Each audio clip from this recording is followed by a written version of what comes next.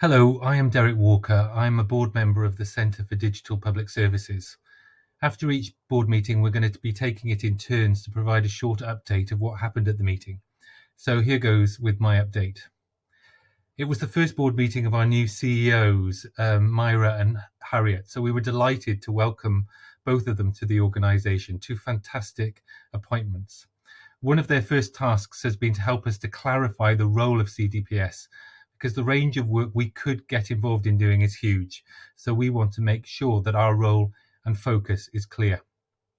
We also discussed our ongoing landscape review and the direction that work is heading.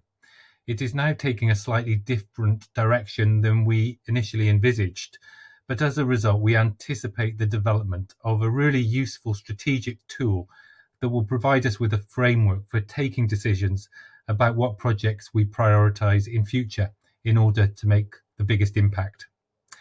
Another agenda item was to consider our activities to build skills and confidence in order to deliver better digital public services. This will be an important area for CDPS's work going forward. Our landscape review has highlighted how we lack agile digital skills and digital project management skills. So we need to build up these specialist skills in Wales. As citizens, we have high expectations of the public services that we want.